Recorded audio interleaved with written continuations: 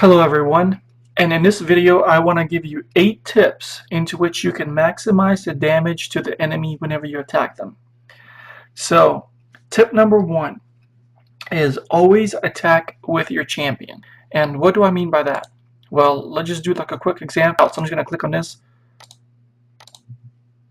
And whenever you attack, always make sure that your champion is included. So if you attack without your champion, your army does not get the talent points and the equipment points or bonuses whenever you attack. So let's just see the difference. So I already attacked 2 encounter camps, level 1s, and here are the 2 battles. So the first one I attacked, let me see, with my champion. And as you can see, my bonuses are about 135, 60, 154. They're pretty high. Now the second one, I attacked without my champion, and I attacked exact same encounter camp and with exact same army. And my bonuses are only 82 and 30. This is not having my champion. Now the reason they are that low is because the champion has this equipment and he has talent points.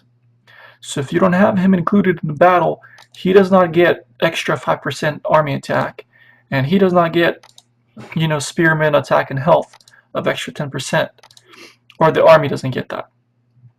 So this brings me into a second tip is you do not want to attack your enemy whenever they have their champion present with their army. So let's say I was in war with this alliance over here, and I was going to attack this guy, Carmike.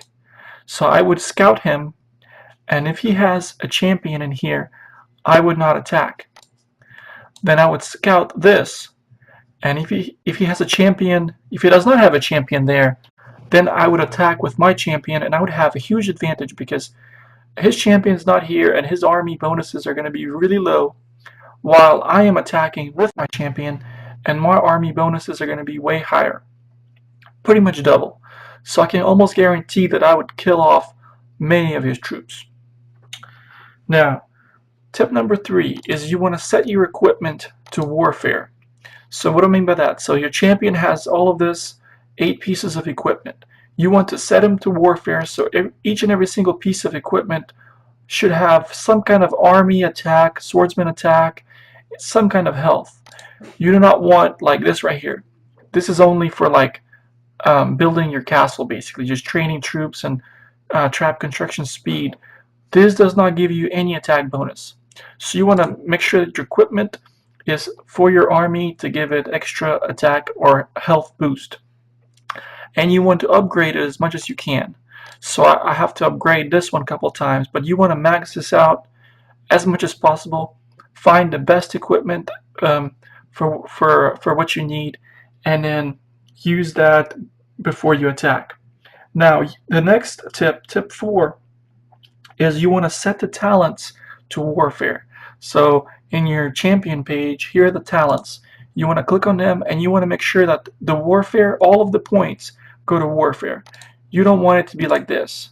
So this is my my progress tab. See, I have all my points in progress. Some research and building and advanced adventure rewards and stuff like that. You want all of these to be zeros, and you want your warfare to be all your points there. So I'm just going to click on this and keep it there. Right now I have it balanced out because I don't do too many attacking. I just defend myself a few times. But you want your warfare to be all of your points to be on warfare. Now, the next tip is use attack and health boost. Now, what do I mean by that? So over here you have there's army attack and army health. I have 16 of each. So you would want to use these. This gives extra 20% attack to your whole army for 12 hours or 24 hours or even 40% here. And I have a 15-minute epic attack boost, which gives my army extra 100% attack. So you would want to activate these right before you attack somebody and then attack them. And then also the health. It's good to have you want to make sure that your army has the best possible health. Also the march size.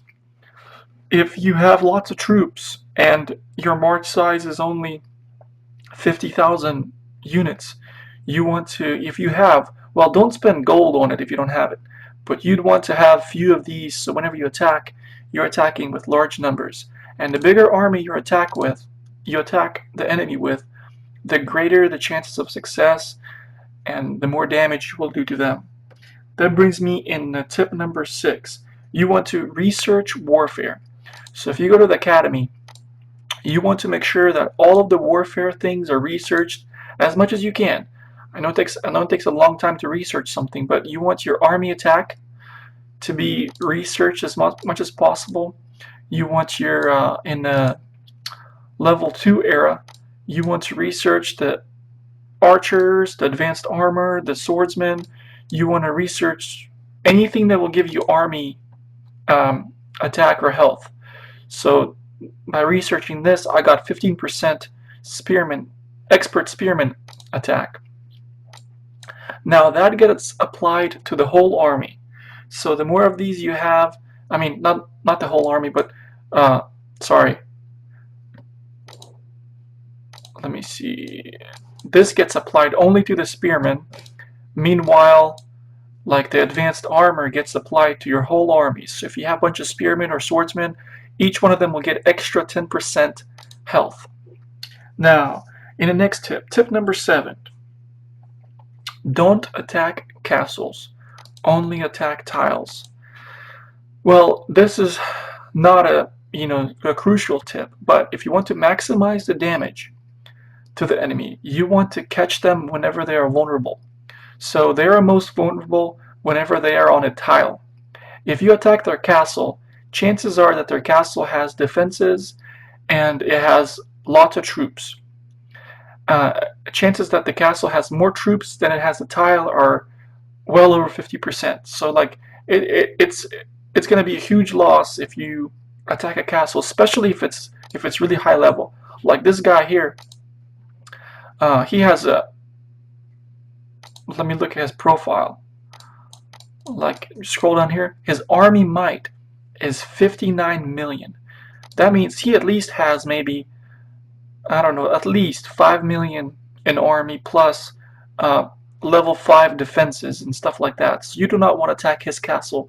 You want to catch him whenever he's gathering resources somewhere. Because a single march may be like 50,000 troops or maybe even 100,000 troops.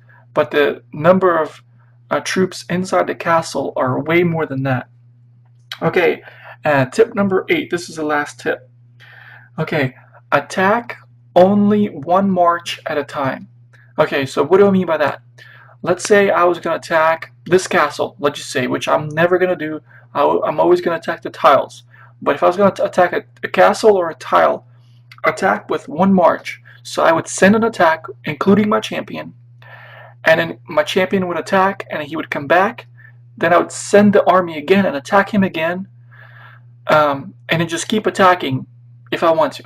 But never send multiple marches. So like you would send your champion the first wave, then you would send another march right behind it, and another march right behind it. You do not want to do that because the first march will have your champion. So the first march will be super strong. The second march does not have your champion, and it's going to be a lot weaker.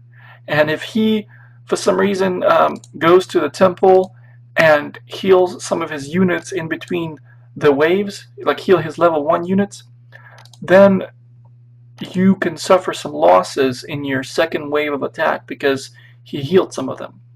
So these are my 8 tips. I hope you like them. I hope this is going to be useful to you. So just to kind of sum it up, is you want to attack with your champion, and you want to attack an enemy whenever they do not have their champion either in their castle or out gathering. So you would want to attack the tiles. I would recommend scouting first, just to check if their enemy, if the champion is there, and if the champion is not there, go ahead and attack.